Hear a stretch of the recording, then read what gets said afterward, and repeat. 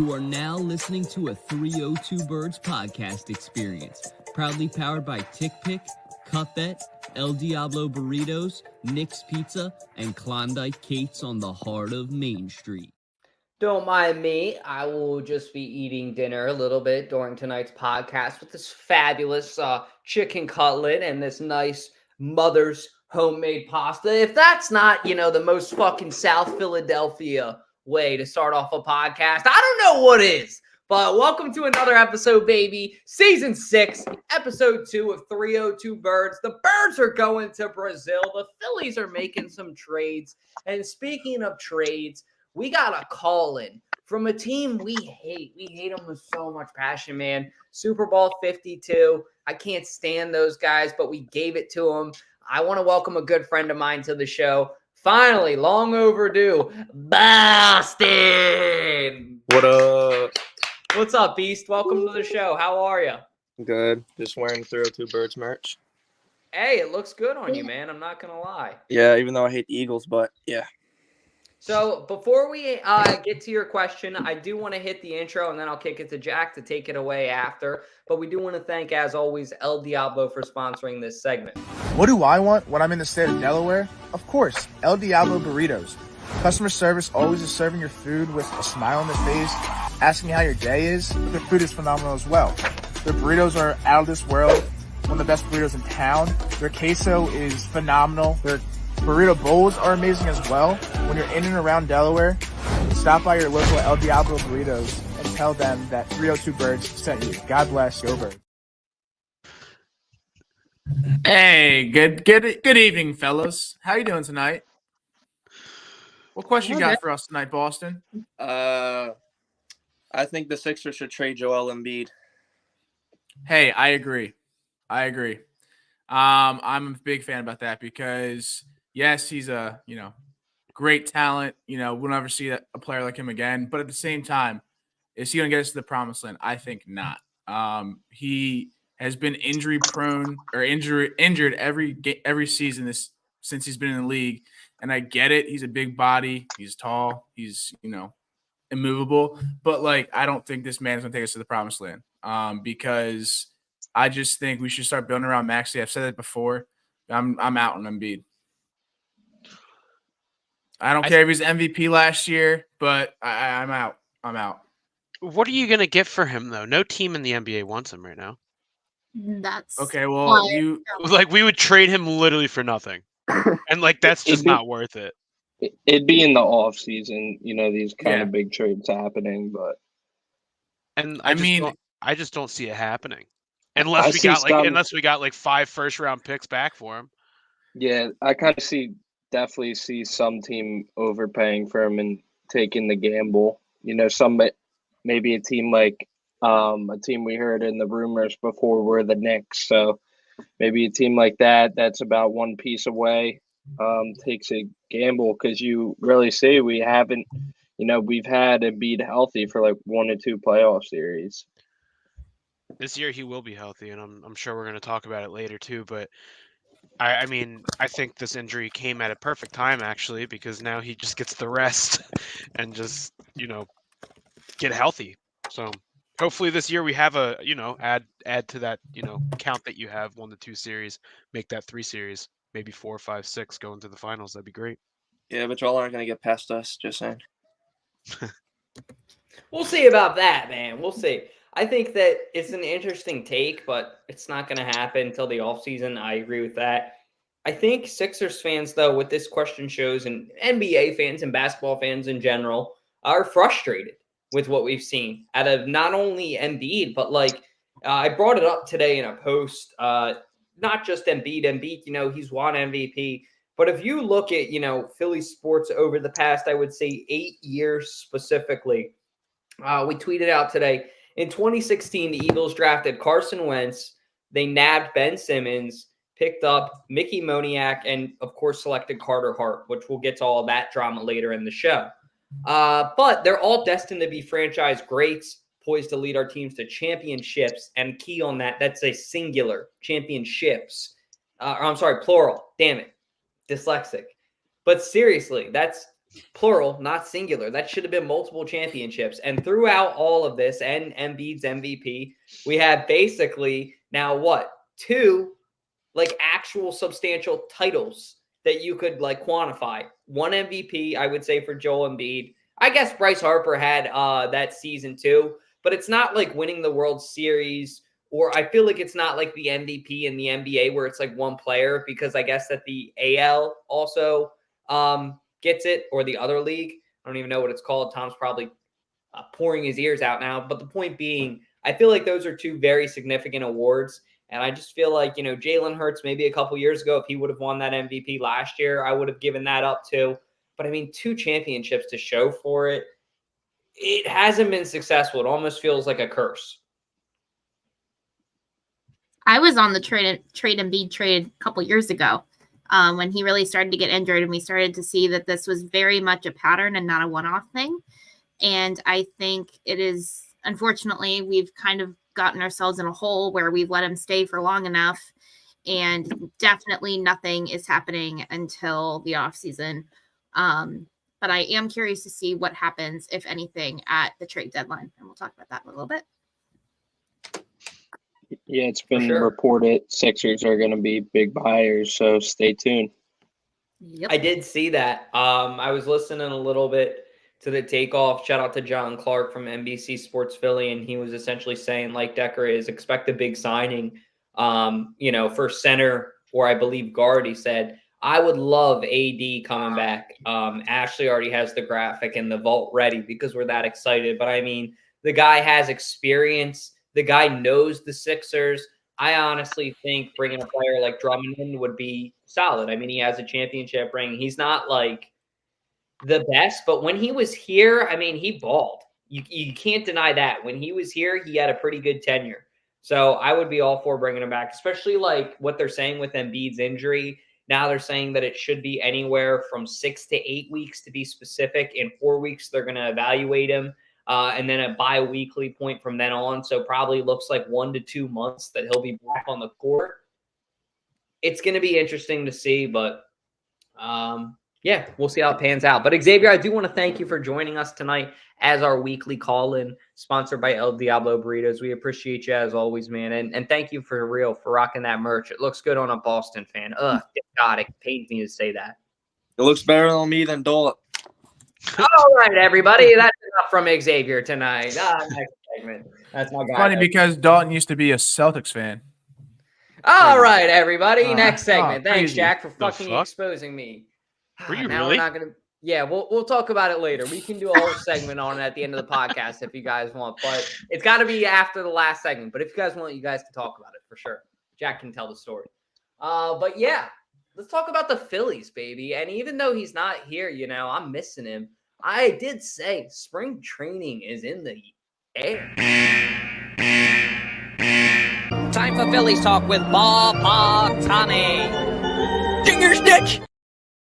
I don't have much to say, except thank you to Nick's Pizza for sponsoring not only this segment, but our first ever episode of 302 Birds Unlimited. If you guys didn't know, me and Haas, we filmed our first ever podcast this weekend with the Birdman. It was a ton of fun. Do you have anything to say about it, Matt? Yeah, I mean, Dombrowski talked today about, why the Phillies have been quote unquote quiet this offseason. And I meant 302 Birds Unlimited. Sorry. Oh, it was a great experience and I can't wait to do more. It was a lot of fun being, in the studio and getting to meet Birdman himself, and you guys are going to really appreciate that episode. It was a lot of fun. It was a lot of fun. It was cool sitting next to Matt here. Shout out to Bird Gang Vodka as well for helping us put on the podcast. But back to the Phillies. I mean, what were you saying? Sorry to cut you off there. Oh, no. Give it a listen, though, when it comes out, guys. I think in about 2 weeks or 3 weeks, it should be on YouTube, the full podcast. So when it does, please give it a play. Yeah. But, going back to the Phillies, I think Dombrowski made a lot of good points today on WIP, basically explaining as to why the Phillies have been quiet this offseason. No reason to really go out and get big names. And just like you're seeing here, Michael Rucker, I mean, this is a pitcher that has a high ERA. He's probably going to be depth in the bullpen. And that's really what they need right now. They have their 7, 8, 9 inning guys. They also have their solidified starting 5 in the rotation. There's really no reason to go out and make big moves because right now we have guys like Christopher Sanchez, Ranger Suarez, young pitchers that are able to make some noise, and you have Kirkering at the end of the bullpen to hopefully fulfill that closing position. And he was basically saying, um, like, let's give our young guys an opportunity because giving young guys opportunities saves this team money. And, they can go out and make a splash with a big free agent or maybe make a big trade later in the season if there is a hole that develops. But you have Rojas in center field. There's no reason to go out and get someone there.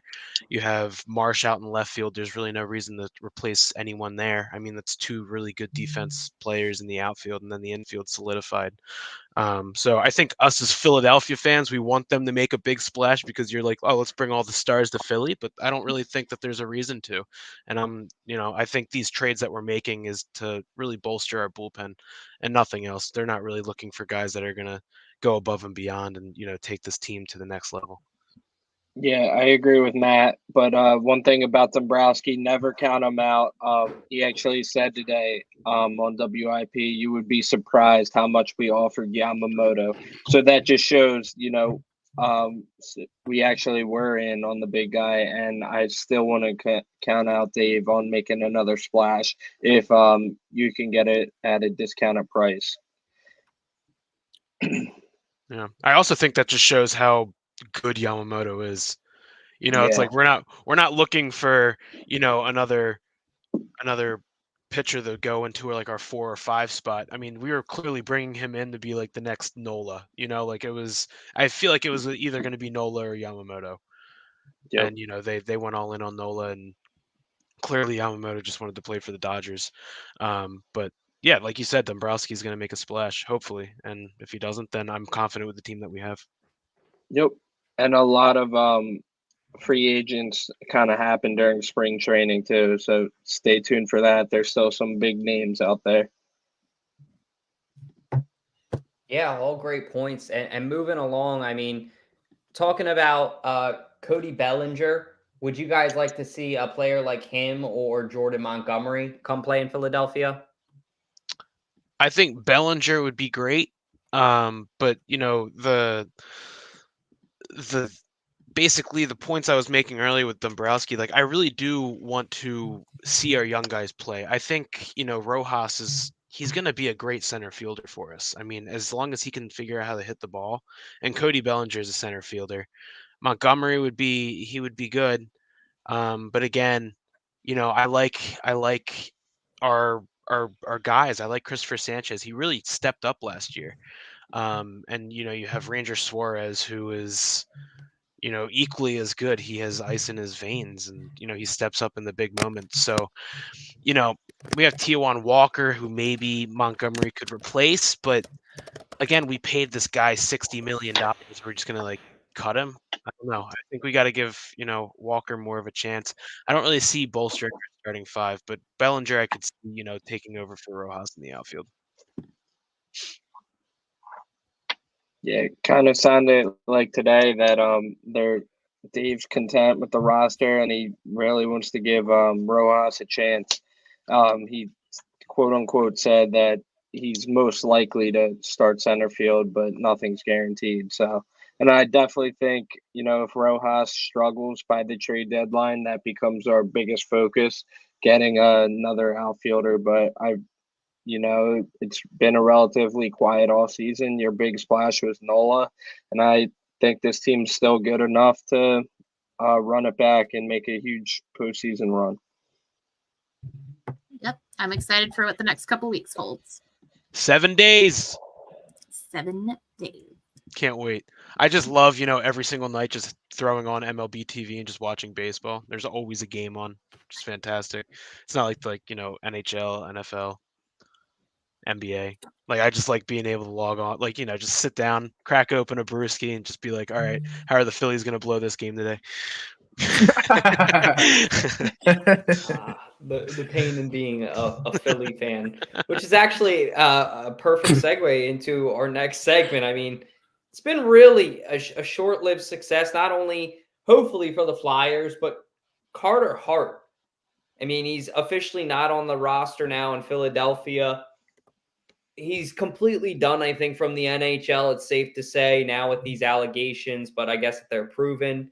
And I don't think we will ever see this guy again. And I guess if there were 4 other players, I don't even know their names. I honestly didn't even want to pay him that much time to learn their names. But in all seriousness aside, too, like, this just sucks. When you said, like, earlier, you look at the 4 guys that we had in 2016, and not to mention, obviously, it didn't end in a bad way with those other guys, so I don't really want to throw them in the same pool with this guy. But there was another Flyer, I believe Nolan Patrick was his name, if I'm not mistaken, who didn't work out for the Flyers too. So you look at all this capital that this city spent on players, and it's almost like, are we cursed as Philly fans? Are we the problem? Especially recently, because like I brought up, I mean, you have all of this investment in all of these players to get multiple championships, and you have one. You have one championship, is the brutal fact. You've made it. You've made it a couple times, but you've lost it more times than you've won it.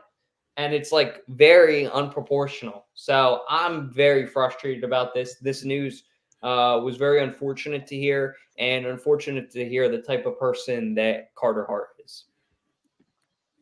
Yeah, because I think about the week before all of this happened, we were singing his praises on the podcast. I mean, I'm sure you guys can go back and listen to that. It was incredibly frustrating as a fan. Obviously, when all of the news started to break a few weeks ago about certain players coming out, my breath was saying, please don't let anyone on the Phillies fall into, or not the Phillies, the Flyers, into that trap. And unfortunately, it seems like these people or Carter Hart is not the person that everybody thought that he was. And obviously, the justice system will play out, and we will see how that goes. But he is definitely done in Philly. I don't see him coming back at all. Yeah, done in the NHL. Moving on, though, to a more positive subject with the Flyers.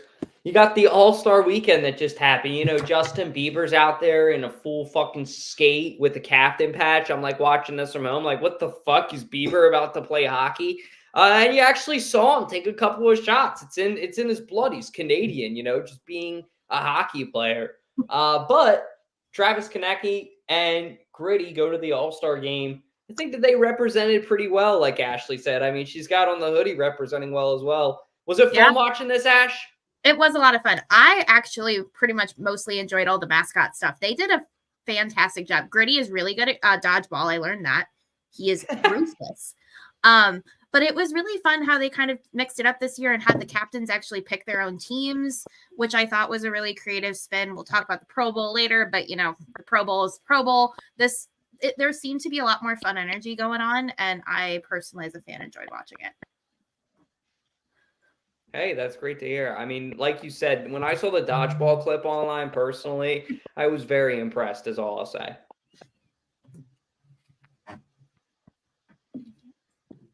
Yeah, not too much with the Flyers, though. Like I said, Josh isn't really here tonight, so we will kick it now to the Philadelphia 76ers. Joel Embiid, like we talked about a little bit earlier, expected to miss significant time. And, you know, you look at where the Sixers are at in the season. I think that they're now in 5th place at the moment. Yes. It's not looking good for them. Is it time to panic for the Sixers? Do you guys have faith? Well, guys, if it makes you feel any better, we're down 91-68 at home right now. So yeah. At the end of the third quarter.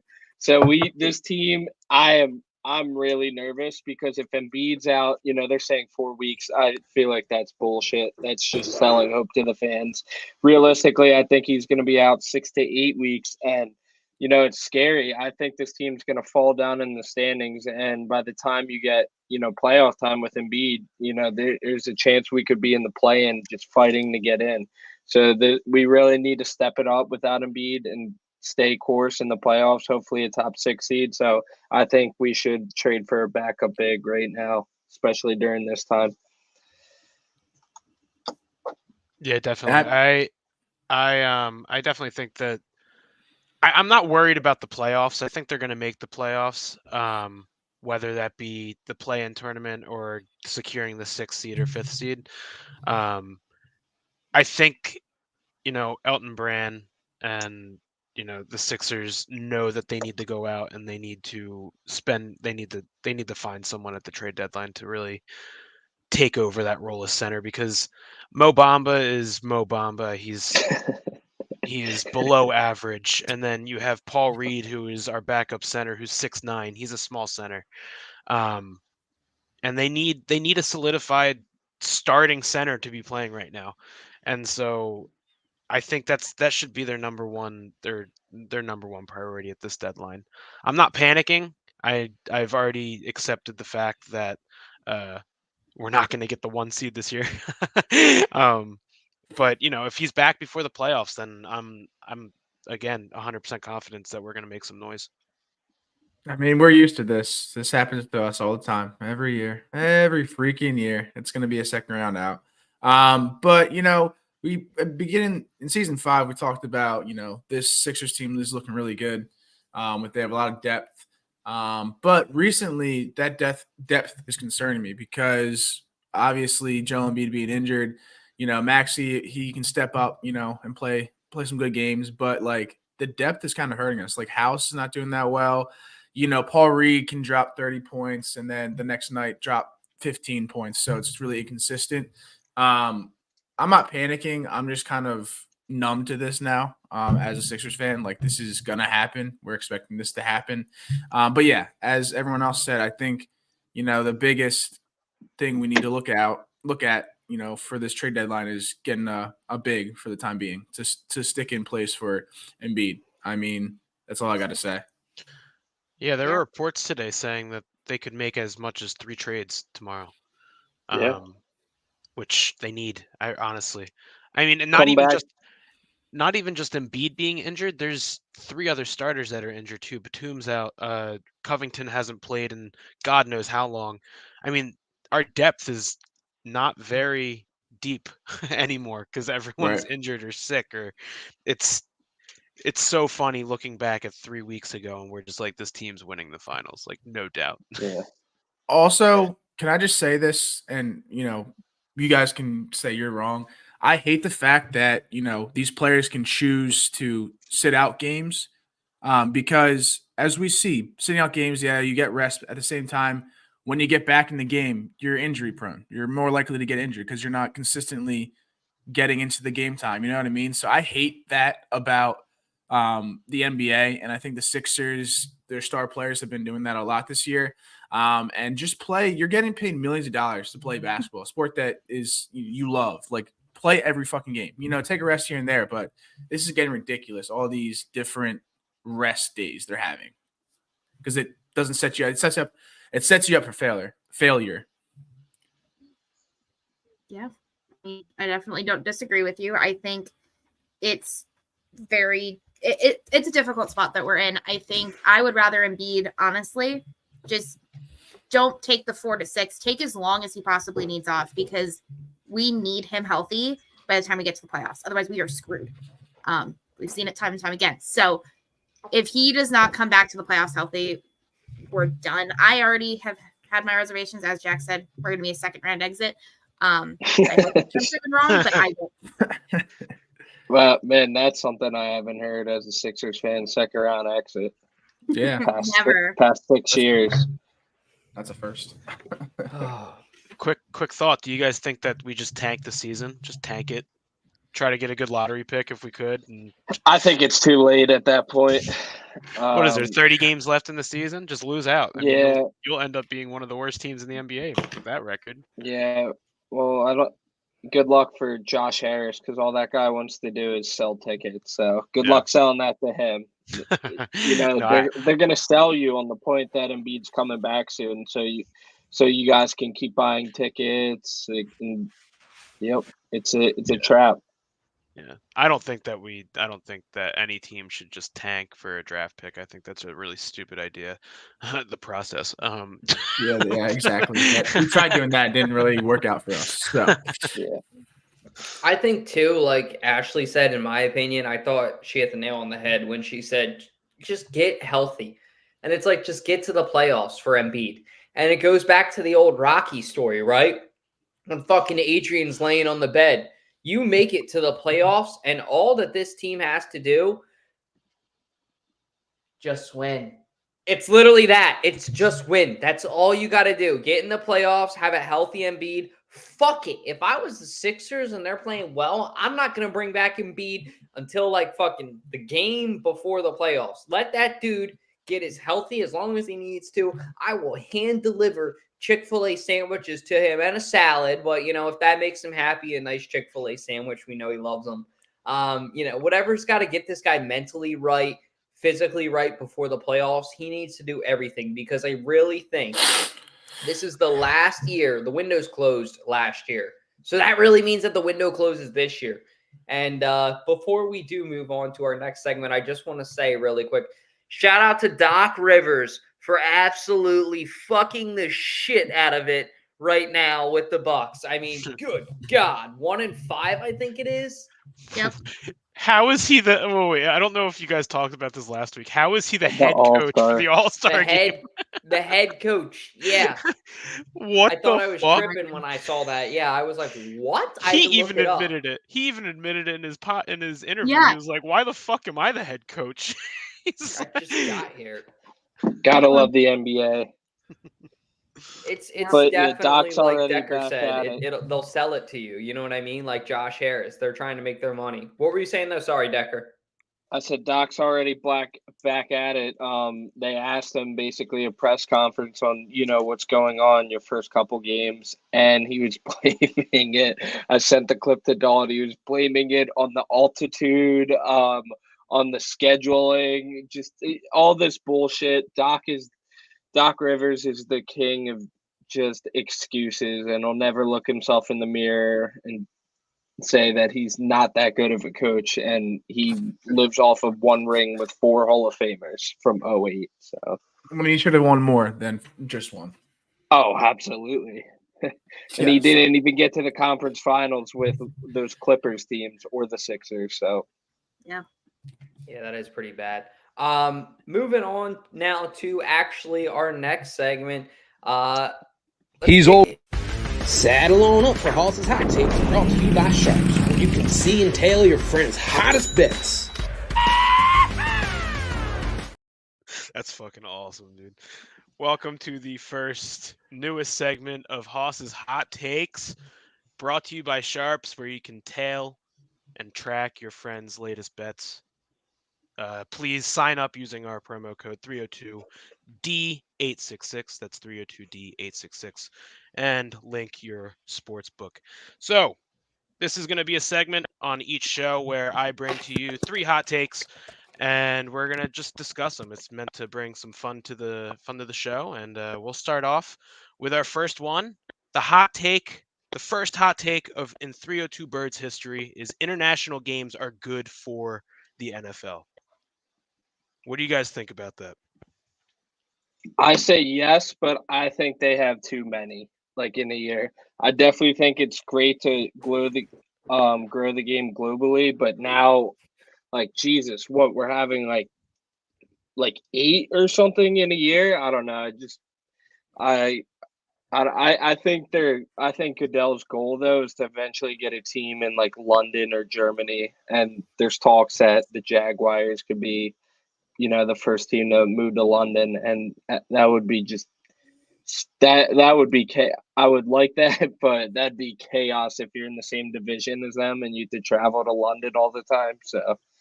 So, I mean, we're talking about, clearly this is a thought on my head. The Eagles are playing down in Brazil week 1 on a Friday. How are we, do we like this? Do we like that now we're starting to play games on Friday nights in a country that's 10-hour flight away? Or do we like that, it's we're growing the game right now? And is this something that we like as fans? Are we excited as Eagles fans to be going down to Brazil? I think we'd be more excited if it didn't count as a home game. The Eagles love to play at the Link, and it takes away a home game. I'd be kind of upset if I was a season ticket holder.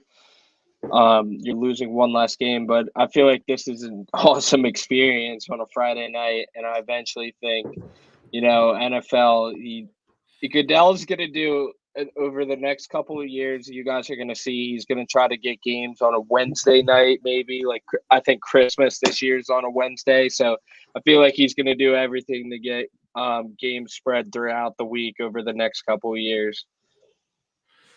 I love your take too. I think Matt makes a really good point. From a business side and a business standpoint, it's genius. I don't know if the NFL's plans is to relocate, or I don't know if the NFL's major plan is to actually just establish different fan bases in different cities, or if it's both. I think it could be both. They've really established, like Decker said, a fan base presence in London with the Jaguars, and they've associated that. I believe now in Germany, they're starting to establish one. Did they have that this year? I think it was the Chiefs played. Who was it? I want to say the Steelers. The Patriots. It might have been the Patriots, actually.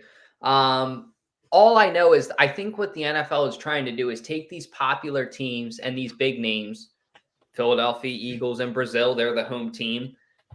Kelly Green, you see it goes with the flag. It looks good. Yo, that'd be awesome. Oh my God. Wait. Right? The Kelly Green. But here's the thing. You look on it's awesome. I am all for having Brazilian Eagles fans. This is going to be sick, right? My problem is that you look at the flip side of it.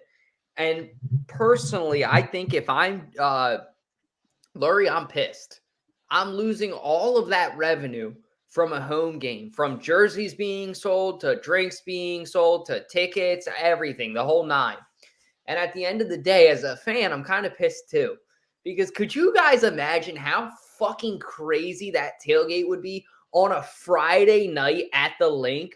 Oh my God. In September too, when it's still warm weather, that would be absolutely bonkers. And on the flip side too, the flip side, I should say, I'm almost worried about the tailgate in Brazil. I'm almost worried that when Eagles fans and Brazilians collide and alcohol is in the mix and other things, it's going to create the ultimate fucking tailgate.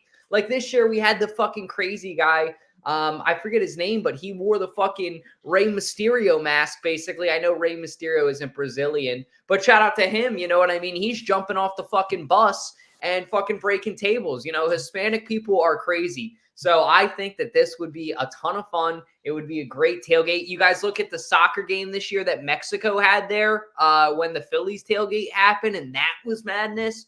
So this is either going to go really good or really bad. But personally, as a fan, I'm pissed because I'm losing a home tailgate. And then also, did you guys hear that it's at 3 a.m. local time? Did anybody else hear that rumor? That's false. That's Brazil, false? Yeah, Brazil's only 2 hours ahead of us. 2 hours ahead of us. Thank God. Yeah, it won't be 3 a.m. That would be crazy. Even if it was, I'd be there, baby. I'll be watching that shit. Oh, yeah. I mean, saying that would be bad for the city. Having all those people drinking at 3 a.m., then going out after, Hey, I like it because I'm not a big baseball fan. I mean, I know Tony said, September's Friday baseball, whatever. But I'm a big fan of, underlight football in high school when I played and, going to games and shit like that. So I think this is going to be a good fit. I think we're going to see more positives come out of this than negatives for sure. I'm sure these crazy Eagles fans would go out there and play, but it has to be a good game. It can't be like the Eagles versus the Panthers or someone like that. It has to be a good game, worth watching. Because that would be annoying if it was the Panthers. Because that would just be a bloodbath for us. We'd murder them. But yeah, I like it. Not with the team that we had this year. We probably would lose. No, because the Panthers went 2 and whatever, 17, 2 and 14, 16, whatever. But yeah, I think it's gonna be fun. All right, moving on to the next hot take. Are you riding the yellow hype train? Anybody else before we move on? Is anybody hanging on to this conspiracy theory with the logo? There was Kelly Green and yellow in it, almost the exact colors of the Brazilian flag. You guys aren't thinking, I think it's week 1. Hear me out. Week 1, you got Usually week 1 beginning game is usually, from what I've seen, a relevant team like the Detroit Lions and the Super Bowl champion. What do the Chiefs and the 49ers both have in common in their logos? Not only red, my friends, but like a yellowish, goldish. So if we play the Chiefs or the 49ers, all I'm You're going to too say down. You're too down is the rabbit I hole fucking right now, told you bud. so. Too down. Too down. I think we have our opponents out though, and I don't think they're on it. Yeah, I don't think we play either of those teams now, come to think of it, actually. So because somebody that's already told me that. But I'm for the Packers, Debunked. though. Jordan Love is my prediction. Packers. Jordan Love. That would be a relevant fire team. one. Didn't they win in the playoffs, too? yeah. They beat the Cowboys. Cowboys, sorry, yeah. Shout out Jesus, to Jordan Dalton. Love and Aaron All right, Jones. what's the second hot take there, Haas? Second hot take. You want to throw her up on the screen, Dalt? I did not know that we were going to do 3 in one night. I thought it was just 1 a week. No, I have 3 hot takes a week. We probably should do just 1 to start because I don't have the graphics. Oh, okay. Ashley sent them to the group chat. That's why. Okay. Oh, no good. worries. Yeah, I was not prepared for that. Sorry. No worries. Damn it! I wanted to see it. I You'll wanted just to have hear to wait it. till next week. That was a fun segment, though. Well, okay. I'll just go through them really quick. So this one's just about the Super Bowl, so we're not going to go through that one next week. Okay. You can No go more through the hot Super take. Bowl one. Fuck it. It would probably be a good segue. Probably, I'm assuming we're going to talk about the Super Bowl. I was just saying that this Super Bowl is probably going to be the underdog Super Bowl of our lifetime. This is a Super Bowl that no one wanted, and it has the potential to be one of the greater Super Bowls when we're looking at the skill of the teams. And I just wanted to hear what you guys had to say about that. The underdog Super Bowl. As an Eagles fan, I want to claw my eyes out. As a football fan, I'm heavily invested in this game. And truly, like, I've gone to my head. I change my mind every day who I think is going to win. Yeah, it's going to be good. I feel like, in my opinion, too, like, good question. I just think back to the Super Bowl a couple years back when we had the same exact matchup, and it was like a decent Super Bowl, but I don't know. It just didn't feel that entertaining personally. The Chiefs came back. It just felt like a shitty game. Hopefully some bettors won some money that game, and hopefully some bettors will win some money this game. But yeah, like we said, so if you guys like Haas's hot takes, make sure to let us know in the comments. We will be doing all 3 takes next week on the show too, so stay tuned for that. But segging it into Decker Locks. He's always slaving away at parlays for your bank account's benefit. Ladies and gentlemen, Decker Locks, proudly powered by the Sharps app. Yeah, thank you for Sharps for sponsoring this. Make sure to sign up and use code 302D866. Man, I'm sad. This is our last football game of the year, so hopefully we go out a champion.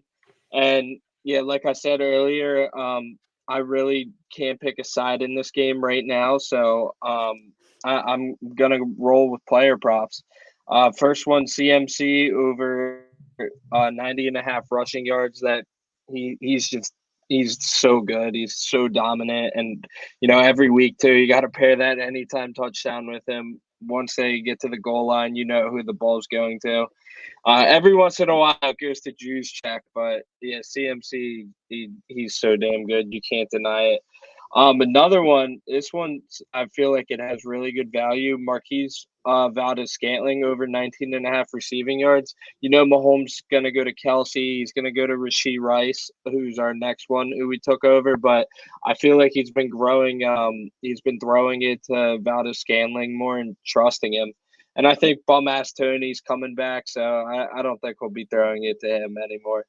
And then CMC alternate receiving yards 25 plus. I think his receptions are over 4.5. I think that's the line. So I definitely think, that's telling you he's going to be around that range, probably 4. So I definitely think, that's great. And same with Kelce, just an alternate total. I think his yards is 70 something, but Mahomes is going to go to Kelce in the biggest game of the year. And this juicy odds, $100 turns into $1,200. So let's get rich. I wish I could have hit a parlay to afford the Super Bowl, but this will be better. I can start saving up for next Super Bowl when the Eagles are in it.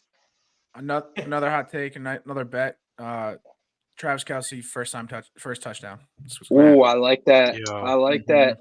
And then, guys, another little Decker Locks. A couple weeks ago, I locked in Christian McCaffrey, Super Bowl MVP at plus 1,200. He's now like plus 400 on some books. So stay tuned. I wasn't on the show last week, but I was about to put $10 on Travis Kelce first time touchdown score for the Ravens game, and then my friend was like, "Why would you ever do a first TD score?" And I fucking listened to him. I listened to him, and then I watched the game, and Travis Kelce was the first touchdown scorer, and I almost went over, slapped him straight across the fucking face, dude. I was so pissed off. I was not a happy camper. That sucks, man. That's a you'll have to hit Sharps up and tell them that story. They love to make like bad betting stories too. You talk about like almost, or like when you were one leg away on the parlay. I know Decker's had a couple of them this season. I've had but too I'm feeling many of lucky. I'm feeling lucky this week, Decker. I really am. And hitting it home now with our two last segments before we wrap up. Did anybody actually watch the Pro Bowl? I didn't, and I know Matt didn't because we were filming the podcast, but did anybody actually watch it? Heck no. All I know is Jalen Hurts kind of made fun of Tom Brady. The Jordan athlete, did you watch the Pro Bowl? Frank Longo, welcome to the podcast. What's up, man? What up, boys? How you guys doing? How's everyone doing today? Haven't seen you I guys. didn't make you a lower third because you don't text me and communicate, so you don't get any kind of fancy, now calling in Frankie Longo. But, if you text me next time, you'll be famous and shit now. But anyways, how you feeling about this whole flag football game besides the point? I mean, is this more fun than the actual Pro Bowl now, or? I mean, I grew up with Sean Taylor blowing up a punter, so no. I mean, I think what I truly think is how they're going to change the Pro Bowl and make it great, and this is my honest opinion, is if you make the Pro Bowl, you make an extra $2 million, and you have to play the game full speed, everything. Like, I mean, some of these guys might not look at $2 million like a lot, but maybe look at like, hey, if you make the Pro Bowl and the NFL makes enough, you get 10% of your salary, your whole, like, not your yearly salary, your whole contract. Shit. I like that. But here's my thing. If you lose, you don't get shit. So if the NFC wins, the AFC people don't get shit. They don't get shit. I like that. That's going to create a lot of hate around the league. Like, I absolutely. Oh, you're going to opt out? You're going to opt out of 10%? Like, you're guaranteed $500 million? You're going to drop $50 million? ESPN just needs to, like, bring you into a studio, hand you 3 Coors Lights, get you buzzed, and just let you start talking, and just be like, get this shit, get this shit, get this shit. Are you guys getting this shit? Are you guys getting this shit? This is like, fucking genius. Like, insanity. Like, when I really look at it, look at Ray Lewis, man. Like, I mean, the dude was a monster. I mean, even Tom Brady even said it like out loud. He was like, I would not throw in the center of the field because I knew I would get my guys killed. Now in this league, you can throw anywhere. And if you get a high hit, you're getting a penalty. Like, they do need I to bring don't that agree back, with though. them moving There's a to certain Hawaii. softness to it. Hawaii was like too segregated. I understand what you're trying to say there. It was cool in Hawaii, but I think Orlando is a great spot because then more of the people in the United States could actually go and travel there and actually have a really good time. Disney's right there. You could actually bring your family. I think it's a really good idea to bring it somewhere, or like actually bring it like, I think they should travel it all around the country. I think, what the MLB does, like they do it really good. I mean, that's pretty boring. The home run derby is really boring. We need to figure out something else. Oh, the first 2 home runs are like, oh shit, that's awesome. It's not McGuire and Sammy Sosa era anymore, man. The steroids are out. So, I mean, I just love it. I mean, I still love baseball. I still love how the All-Star game goes, but yeah. I love the All-Star game because there's it means incentive. something. There's incentive, yeah. Yeah, home field it means advantage something. for the World Series, right? Is it still home field advantage for the World Series? Yeah, it's still there. So Yeah. I like it. I mean, but if you're playing for Seattle, does it really fucking matter? Now you have my wheels turning because now I'm thinking about it. What if you take Frank's proposition and we can kind of wrap up this point after this because I know we don't want to focus too much on the pro ball. But Frank's idea is really good, incentivizing players. But what if you don't only add in that, but what if you take like sort of a how do I want to put it? Like every year the Super Bowl moves to a different stadium. And what if like whoever wins the Pro Bowl as well, it's either in an AFC team or an NFC team based on that. So it's like you have a chance at actually like the Minnesota Vikings a couple years back when they fucked it up. Shout out to us, the one championship we won, to look at the glass half full finally in the podcast. Actually winning it in their fucking stadium too. Isn't there only like 6 stadiums that the Super Bowl cycles through though because of the size of the stadium? I think that's bullshit. They should change that though. That's such bullshit. Well, I would love to see a stadium or a Super Bowl in Green Bay. Like if it snows naturally, fuck it. That's what you signed up for. That's football. Baby. That's football, baby. Football. That's what The Rock's gonna do with the XFL. He's literally gonna be like, Longo, get in here. You're going to be the new GM of the league. You want the job? You fucking got it. All right, here's Tony, smart point. Hear me out. No drug testing 3 weeks before or after All-Star game. I like that. Fucking in. Put me in middle linebacker, HGH all day, baby. Jesus Christ. Wow. Frank, oh my goodness. I love seeing you. But this is my thoughts on a lot, like with professional sports and everything like that. We're here to be entertained. I don't think we're here to, I mean, I hate to say it, but like the Super Bowl, came down to a call. Like, but a lot of people's questions, even like people outside of Philadelphia, like even came up to me and they're like, Ashley, I wanted to see what you guys would do after they kicked that field goal, because now you're questioning, like, could they won? Could they do this? Could they done that? And like, I think that is the biggest problem with every professional league right now. Do you give too much to the refs? Do you give too much to the players? It's a fine balance, but at the same time, I mean, what showed the true colors of the NFL was the Patrick Mahomes problem when he was like, oh, well, he was a little offsides, but there should be a warning. But was he offsides? Yeah. And he still complained about it. And it's like, wait a second, dude. Like, you can't have your cake and then eat it too, like kind of thing. Like, there's a lot of players that are like that. Like, they're starting to look for it. I think that's the biggest problem with the NFL, I think, personally. I agree. Frankie Frank and the Funky Bunch. Love seeing your beautiful, wonderful married face. Hopefully that, honey? I hope you have a good night, sir, and give me a call. We'll talk some shit. Yeah, well, we got to get you on here more often. Yeah, we'll definitely. I finally figured it the fuck out. I can't use my phone or my Apple freaking MacBook, but I could use my crappy old computer from work. So it works. Beautiful. It works. All right. And by the way, anybody that thinks about fucking trading Embiid, you're fucking high, by the way. Peace out, brother. And that is Frank for you guys. We'll get him back on the podcast more often. Trust me. He's going to be sort of a regular.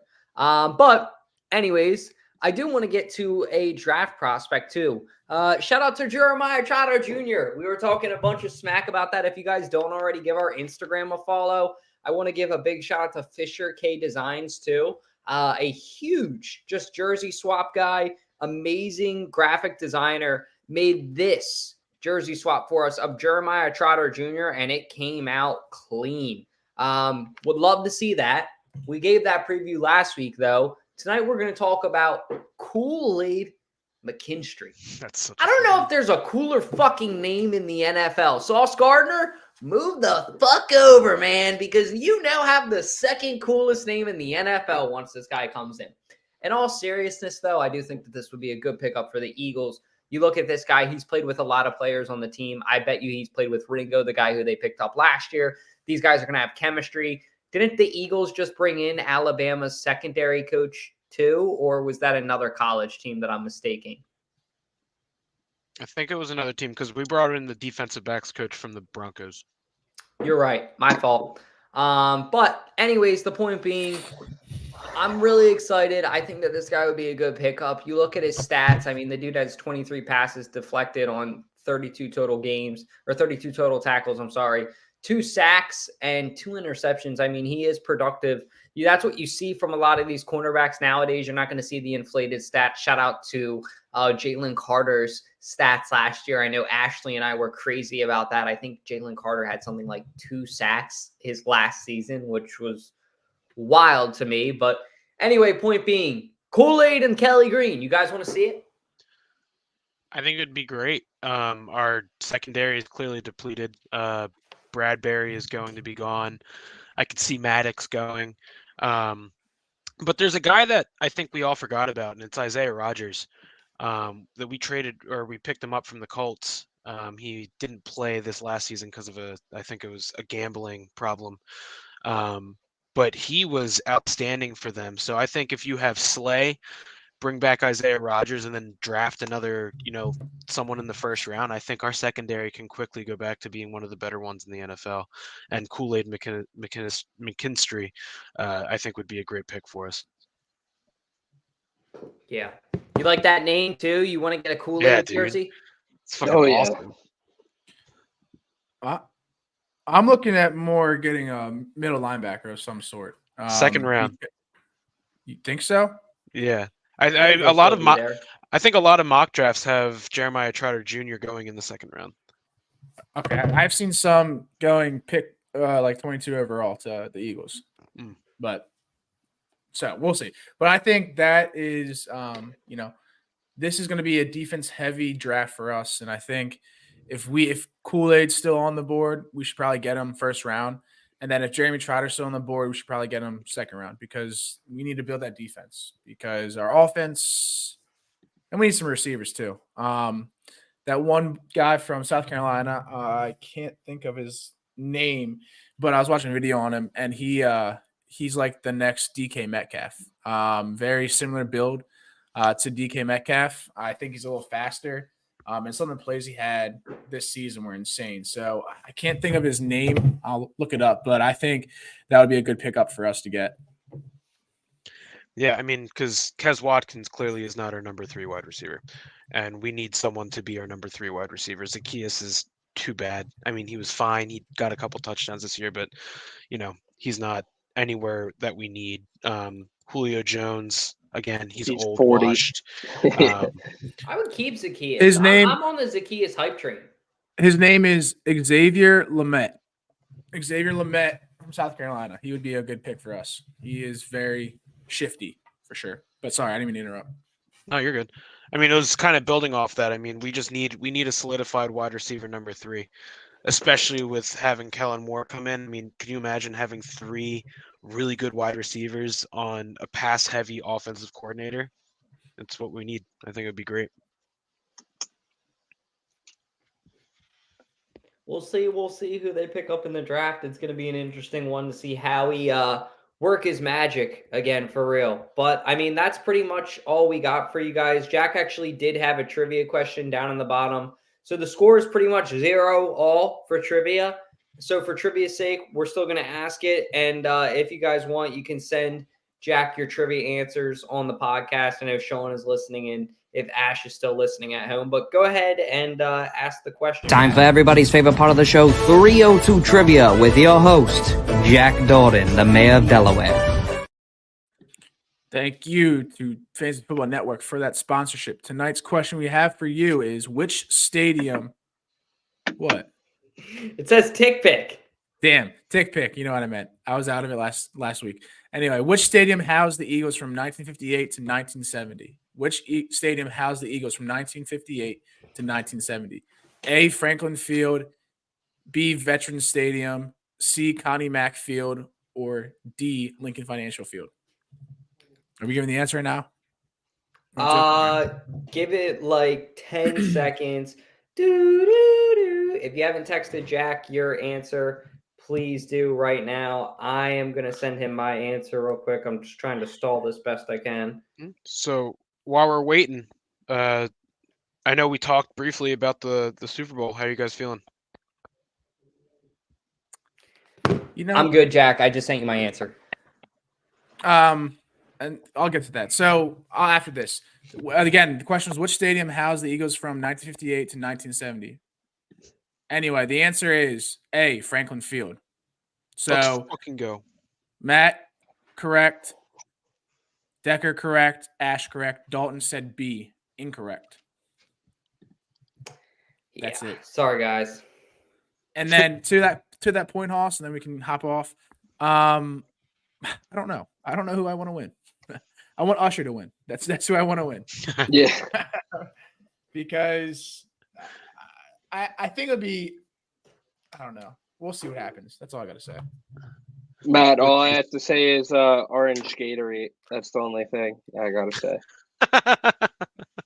Plus 500, I believe. I think they asked Kyle Shanahan, they're like, what's your favorite Gatorade? And I think he said orange. So CMC likes body armor. Yeah, I saw that. Go Chiefs. That's all I have to say. Go Chiefs. I'm with that. But that's all we got for you guys tonight. I want to thank you guys for tuning in to another episode of 302 Birds. Like we said, please stay tuned for that episode of 302 Birds Unlimited, hopefully dropping soon. Me and Matt had a ton of fun filming that, and I'm excited to show it to you guys as well, like he said. So, as always, God bless, go Birds, and I will kick it to Jackson to do what he does. Hey, Josh, it's an outro, not an intro. Take that motherfucking outro.